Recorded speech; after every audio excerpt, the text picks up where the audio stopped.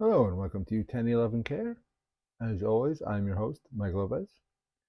As you can see, it is the holiday season here, so we decided we're going to do our best to keep everything a little merry and bright and go over a few things that have happened since the last time we spoke.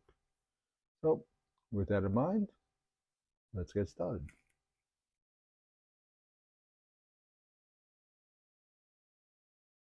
This is kind of more of a call for help um, for a project that has been put on hold since we found out we had to relocate um, back in June. So, in 2010, the Hockey Hall of Fame opened their women's hockey wing. Not to be confused with the International Hockey Hall of Fame, which does have their own separate wing, which they are routinely adding players and memorabilia into and inducting. Right? Um, since the Hockey Hall of Fame opened their wing, they've only inducted 10 members. That's right, 10 members in 14 years. And in three of those years, 2011, 2012, and 2016, they did not induct a single woman into the Hockey Hall of Fame. A little side note: in 2021, no one was inducted because of the pandemic, so anyone that would have been inducted got pushed back to 2022. Right? But since the Hockey Hall of Fame routinely ignores women hockey players and women hockey builders, perfect example, Hazel McKillen. There have been several campaigns to get her into Hockey Hall of Fame. She's still not in. She helped basically build women's hockey in Canada. Um, there are one of the Norris daughter. I can't. I'm sorry, her name escapes me, but was basically ran the Detroit Red Wings in the '50s. Not in the Hockey Hall of Fame. Barely even mentioned. So out of frustration that I'm 100% sure many WoHo fans are feeling, and especially with this being um, induct uh, Hockey Hall of Fame induct weekend, we've decided to relaunch our unofficial Women's Hockey Hall of Fame campaign. Basically, what we're doing is we're going around asking all of the fans to vote on who they believe should be in the Hockey Hall of Fame. Okay, this so there are going to be 12 inductees in the inaugural class, right? It's broken down to set categories. So we're going to be inducting two Americans, two Canadians, four international players, two pioneer players, and two builders. I will explain this momentarily. All ballots will be write-ins, and the inductees with the top votes in those separate categories will be inducted into the Hall of Fame. Okay, so in order to be eligible for each different level, uh, candidates must meet the following criteria. To be a player, you have to be retired 3 years. You can be in your national Hall of Fame, like if you're in the Finnish Hall of Fame or the Canadian Hall of Fame or the American Hall of Fame, you're definitely eligible to be in the unofficial WoHo Hall of Fame.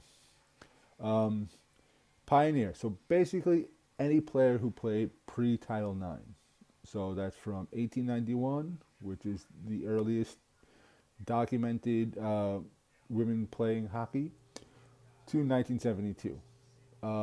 There are going to be more than likely a lot of Canadians to choose from this because, for the most part, that's where the game was played. Women's hockey doesn't have that big of a history out until Title IX. There are a lot of club teams, but very hard to find statistics and records on any any teams like the Rivalettes or you know the Seattle Metropolitans, teams like that based in the states. Okay, so to be a builder, basically you've had to contribute to the growth of women's hockey and may be active in the community, the sport, i.e., like you can be an active coach, you could be a broadcaster, You could be, writer, whatever. As long as you are active in the community, you are eligible to be in the unofficial Women's Hockey Hall of Fame. Okay. Um, Originally, the ballots were supposed to be due in the end of September. Like I said earlier, relocation kind of threw a monkey wrench into those plans. Getting it set up, I had to move. So, all right. So because of that, we've extended voting until December 31st of this year. So you have another month and a half, roughly, to vote. With the inaugural class will be announced sometime in January. Figure with the PWHL starting up, and the new year always being a little chaotic. We do plan on reveal. We'll do a nice little video, right, with stats and all that lovely, those fancy bells and whistles that we don't have right now. All right. So to submit a ballot, please follow the link below in the description, and yeah, submit a ballot. Read it. If there's someone that you want in the Hall of Fame, let me know. Let us know. We will vote. All right. Also, back in June, I happened to be a guest on the Founding Four podcast, talking about this exact same thing, rambling just like I am now about women's hockey. So if you want to hear me talk with Erica Ayala and Angelica Rodriguez about the Women's Hockey Hall of Fame, who deserves to be in, who we think is eligible, and a couple of clarifications to who's eligible. We get into a little more in depth than I can do in a short form video. So there's going to be that link below.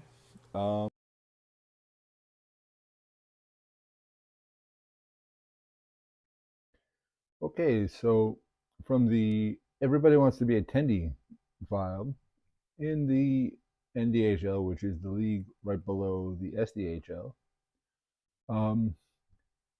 Hedesunda IF showed up against to a game against, I hope I pronounce this correctly, and I apologize if I don't, Farhasted BK with only 11 players. Yep, 11. So, like Stonehill earlier this month, or earlier this season, I should say, a positioning player had to play Tendy. So, who was that player? But 19-year-old forward turned Tendy, Wilma Loof. I hope I pronounced that correctly. But on the pads, Loof faced an unimaginable 138 shots. That's right, 138. She faced 138 shots, surrendered 23 goals in the blowout 23-0 loss. Loof stopped 115 saves. Made 115 saves, which is more than your average Tendy makes in a month. So, damn. All right. So, stick taps to Wilma, and hopefully, Hedesunda, again, I hope I said that correctly, can fill out their roster so they have attending next game. So maybe we may convert Loof to Tendy. Who knows? I think after her experience, though, she may not want to be. I don't blame her.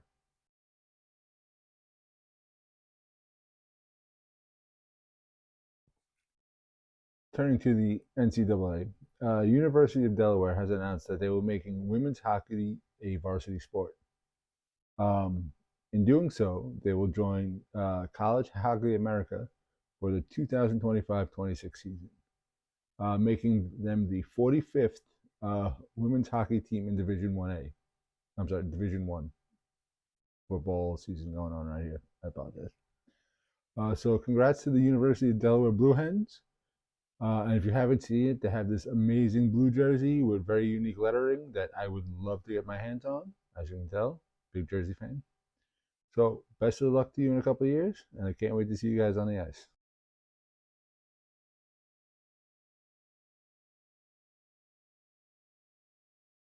With the upcoming holidays, several leagues are taking time off, Christmas break.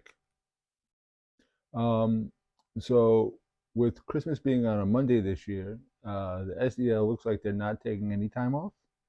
So instead of doing the usual Thursday, Friday, Saturday, Sunday schedule, there will be a game the Wednesday before on the 20th, and then they will play again on the 27th. So it's just taking the weekend off, giving players time to be home with their families, and then right back to work.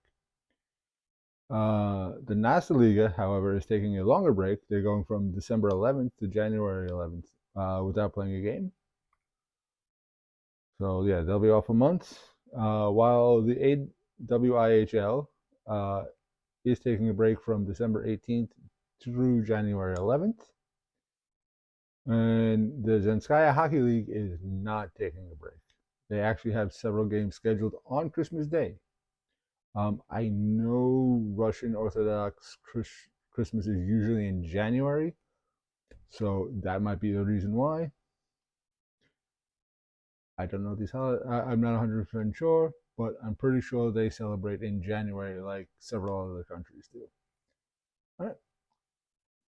And speaking of holiday breaks, with my current schedule and everything, it being the holidays, this is going to be our last show for the year because we need a break too. I happen to work in retail, so this is my crazy time of year.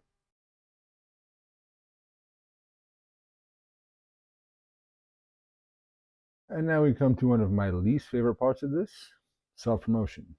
All right, so here at 1011 Care, as you've heard, our episodes are available on podcasts. So you can find us on the Apple family, Spotify, our iHeartRadio, and several other places, which we will list in the video description.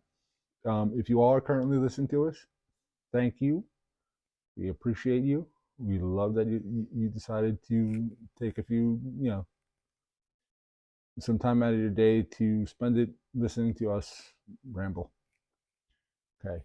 We also have a Patreon with a few different tiers you can choose if you feel like throwing, financial support towards us. What the Patreon is for is to help us offset the cost of the podcast hosting. Right now, with the current setup we have, our podcast will only be able to be hosted for 90 days. So anything after 90 days, they disappear, or we have to re-upload them. So rather than do that, if we can keep them available on, give a little money to the host so we can keep them uploaded so you can listen to them anytime or go looking for them anytime, we definitely prefer to do that. Excuse me. We also have merch too. So we have a Redbubble store where we can get several stickers. We have several stickers made up in different versions of our logo. Here are some of them. Right. So yeah, definitely get a few. These are the ones that we had up a little while ago. I've since added a few more, but if you're into stickers, definitely try them out.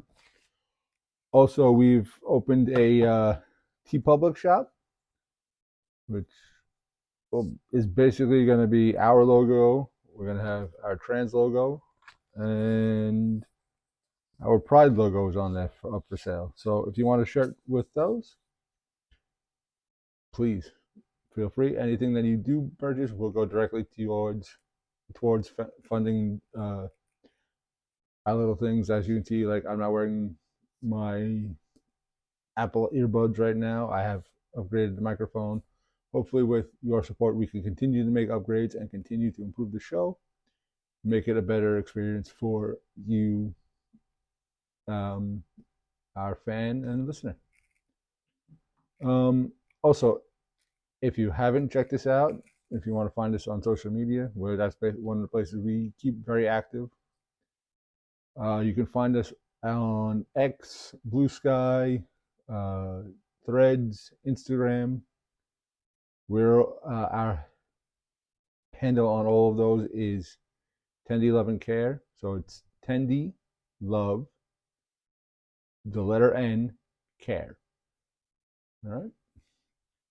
We also have a Discord, so if you want to talk to us directly, make suggestions, we're always open to suggestions. If there's something that you want to see us do, someone you want us to cover, a league like that, a league, a player, someone's story you want us to tell, hey, maybe we can even reach out and have them as a guest.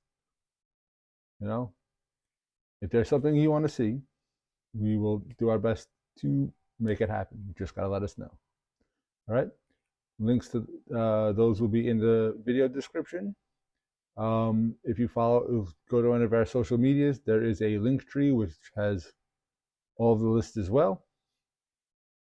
And yeah, so that's it for the self-promotion part of the show, because that's all I gotta say about that.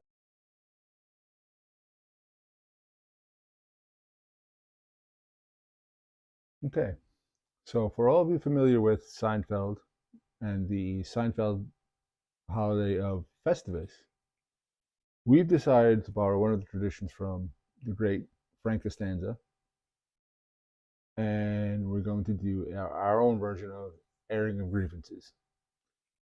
Basically, it's going to be anything women's hockey related that we can think of. Right now, we only have a few. Please feel free to drop any grievances, any grievances you have in the comments on our pages. Let us know, because we would love to hear it. And who knows, maybe next episode we'll just go through, your airing of grievances, and we shall share them for all to hear. Okay, so of course, first off, we're going to start with what happened with the PHF, because I'm personally still pissed off about it. It was it was a crap situation no matter how you look at it. The Boytons promised players six-figure salaries, improvements, improvements on ice time, you know, uh, parts of sponsorship deals, a whole bunch. They promised them the world, and then went out and sold out to the competition. Who, if you've been following, you know, women's hockey for the past 4 years, the PWHPA and a lot of its supporters and members were openly targeting and openly dead set against the PHF. Whether their reasons were valid or what have you, I'm not one to say, because, yeah, like every league, every organization, we all know that they have problems. Me as a fan, I've definitely called them out a few times. I know several of my others in the community who have called out, the PHF when it was around. But we've still never said, hey, this is so bad that it should fold. No, we've never actively, tried to dismiss or champion against a league. Okay, so but at the same time, the Boytons, who owned all but three teams, basically screwed everybody over. They fucked everybody over, and now, like, they fucked the fans over, the players over, the coaches over, the staff over, everybody. So I hope they get what's coming to them. I hope they are never involved in another league again. I hope everybody has seen what they did and decided, you know what, I'm going to be better. And this goes towards the PWHL. I hope you are better than the Boytons were with the PHF over the past few years, because nobody deserves this. Fans don't deserve it. Players don't deserve it. Coaches don't deserve it. Women's hockey does not deserve it. Right. And speaking of the PWHL, you're not off my list either. All right. PWHL claimed once they've first started up that they'd be open to all players. They would be open to giving any player that wanted a shot. And then in the first 18, they had that 18 player signs. Each team could sign 3 players through limited free agent or free agency or whatever they called it. And out of those 18 players, all 18, every single one of them was either a member of the Canadian national women's team or the U.S. Women's national team. Many of which actively were against the PHF, were against other leagues, thought they were better than everybody because they had the privilege and the connections to be on the national team. That's a separate rant. We won't go into that here. If you follow me on social media, you have definitely seen me go off on this. But right now, this is we're gonna go a little bit more focused. All right. So after that 18 initial signings, we had the draft. What was the draft? Everybody that was women that was a national team member got picked in the first few rounds. Got high draft picks. Anyone that was PHF or was not in some way affiliated with Team USA or Hockey Canada's programs dropped.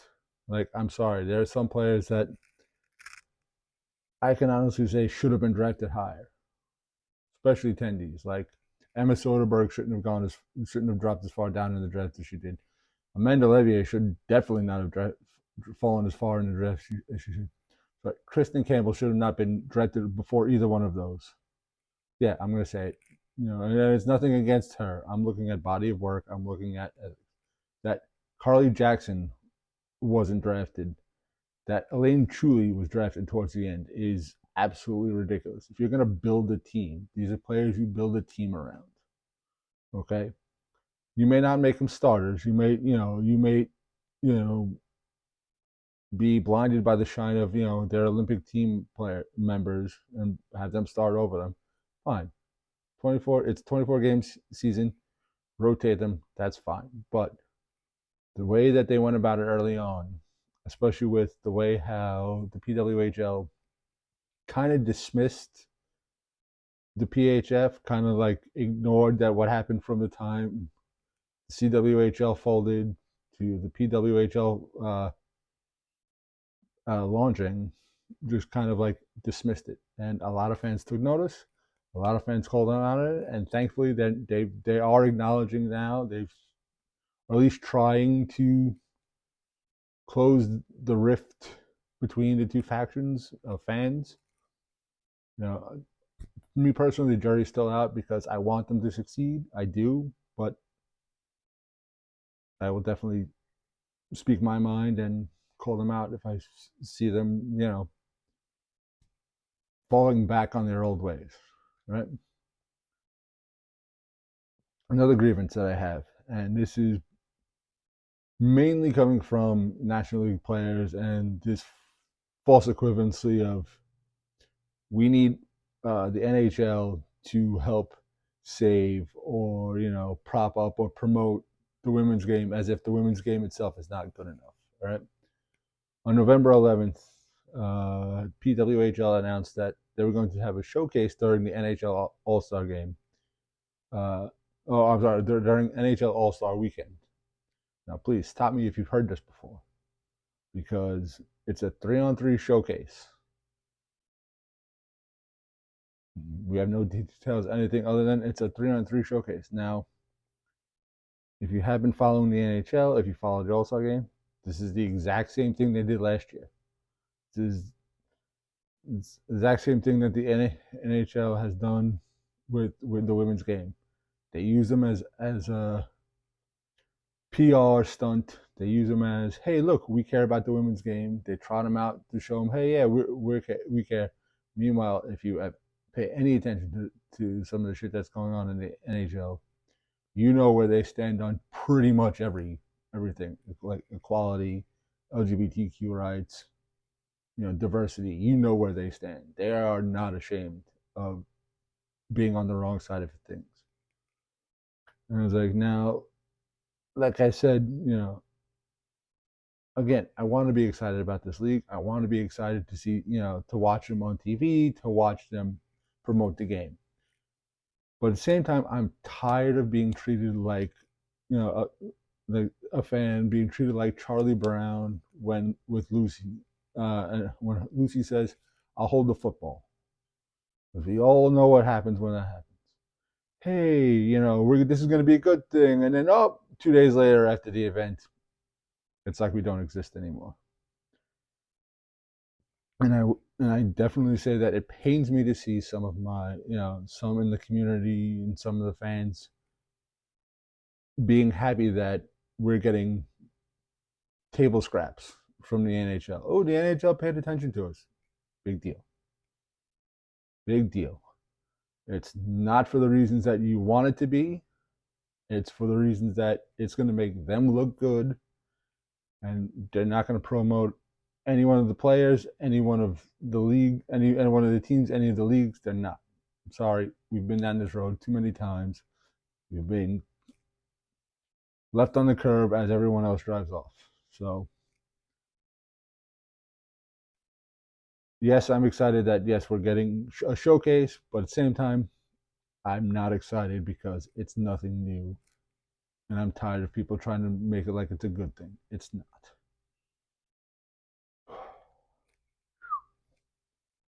All right. And finally, because I want to limit how much ranting I do on this episode, even though it's a lot, my latest thing is, or the latest thing I've heard from, was it PHF, PWHL just had their big showcase in Utica. That was mostly closed to fans. They had like one day where fans can come for a fan fest and see a game out of the, I think, half dozen or more that they played.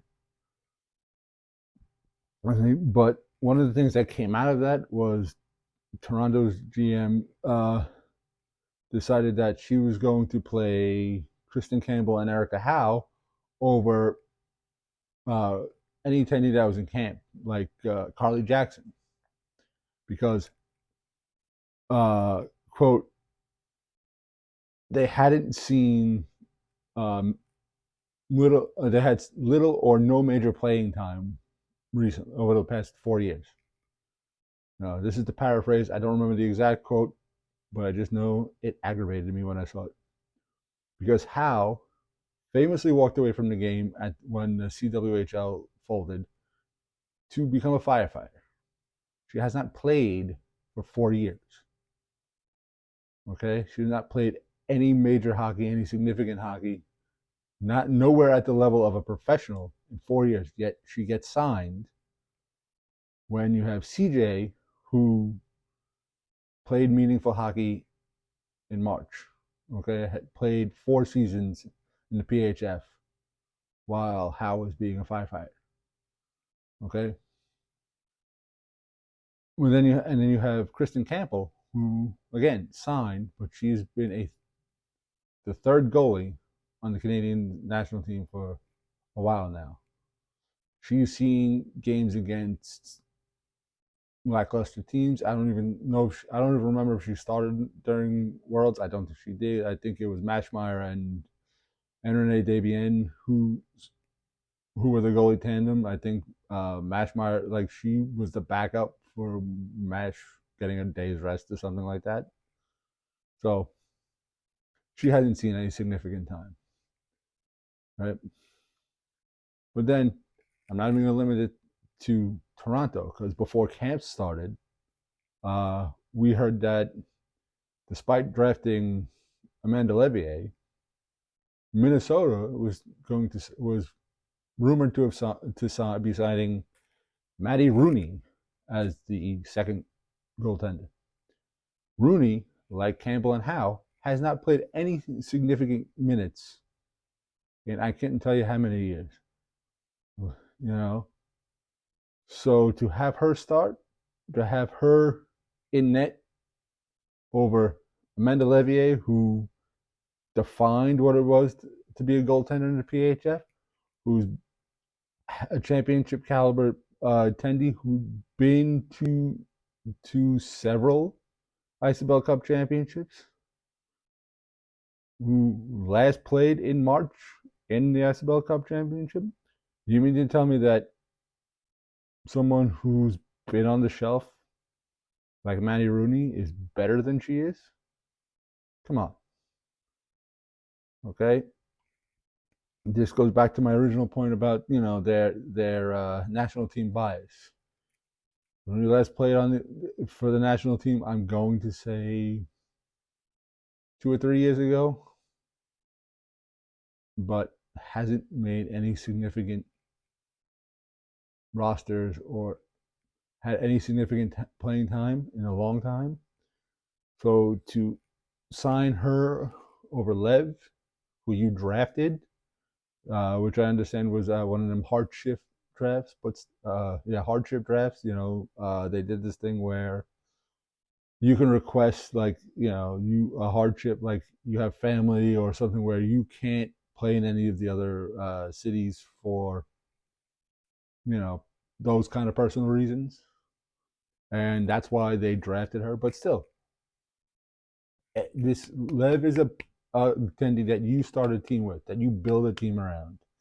To have her ride the bench or sit in the stands is absolutely ludicrous. And nobody who actually is paying attention would do that. I'm sorry. I don't care that you're an Olympian. I don't care that you're a national team player, or if that's your history. I don't care. Lev deserves a shot at being the starter, if not 1A, 10D1A. All right. On that note, we're going to end the rant because I can be here all day.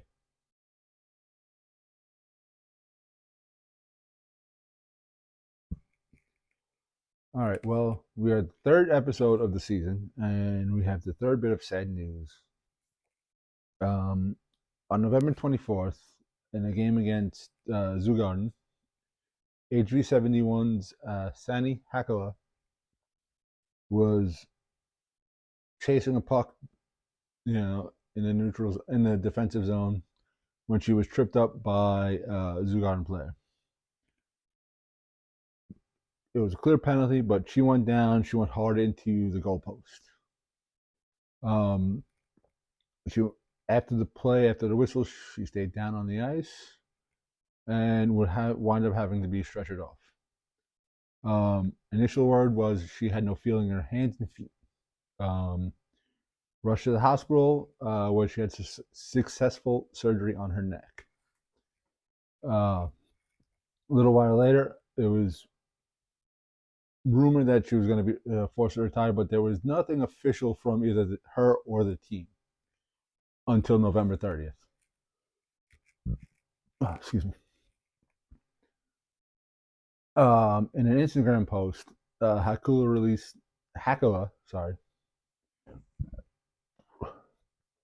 the following statement, and I'm going to read it word for word as she posted it on Instagram.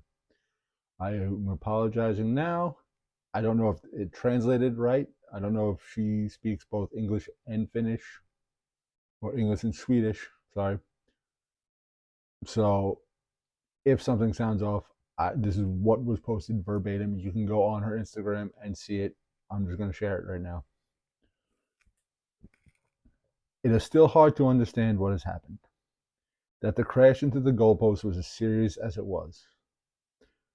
The consequences have become so big. Not only am I forced to stop playing hockey, something that has been a big part of my life for many years, but that I may be forced to sit in a wheelchair for the rest of my life. The injury I sustained last Friday after colliding with the goalpost has left me paralyzed from the chest down with reduced function in my arms and hands. That is the reality I'm trying to land in. I understand that I'm now facing a long, hard fight with my body and the toughest game of my life. I've had amazing support from my family from day one, and I know that they will be by my side throughout the whole journey. Without them by my side, this would not have been possible. And for all of the support I've received from friends, fans, and clubs from all around the world, I want to say thank you.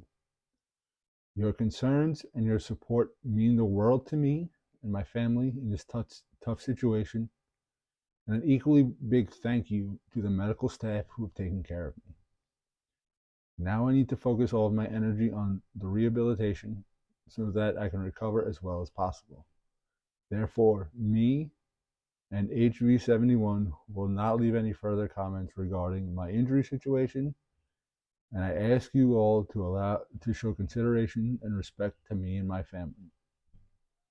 The situation obviously sucks, but I'm not scared to take it on. I don't know what I'm going to do next, but I know it'll be fucking awesome. Currently, the SDHL is raising funds to help offset the cost of Hakala's rehabilitation and therapy. To raise awareness, they're all wearing stickers on their helmets, like the one you saw in the car leading up to this episode. Today, the day I'm recording this, Lulea showed their support. My favorite non-Tendy player, Yeni Herakowski, wore number 23 in honor of Hakala. Right now, again this morning, as before I recorded this, there was a GoFundMe set up for her. The link is in the description. SDHL also has a hotline, so if you are, I know it's a Swedish number, so I don't know if you can call it, but if you can, great. If not, the GoFundMe. If you can't donate, if you share it. I know the women's hockey community takes care of our own, so I know we will definitely pitch in as best as we can individually to help Sandy and her family take care of this, take care of the cost.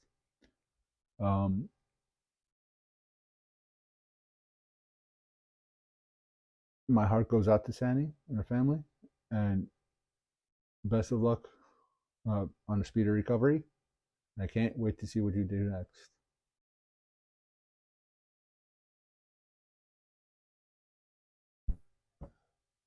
And with that, we've come to an end.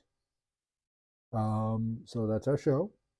We at Tendy Love and Care would like to wish everybody and theirs a happy Hanukkah, a happy winter solstice, a happy Festivus for the rest of us, a Merry Christmas, a happy Kwanzaa. And if there's a holiday that we left out, first off, please let us know. That way we can include it in the future. And if you do celebrate a holiday that we did not mention, we wish that you and yours have a joyous one. With the holidays coming up and my current work schedule, as I said earlier, this is going to be the last episode of Tendy Love and Care for 2023. We would like to thank all of you for allowing us to have this show, to do what we do, because without you, we would be nothing. Thank you for letting us share our love of Tendies with you. Thank you for sharing your love of Tendies with me, because I've learned a lot from doing this show. So with that, we wish you and yours a happy, healthy, and a safe New Year's. And remember, always hug your Tendies. Good night.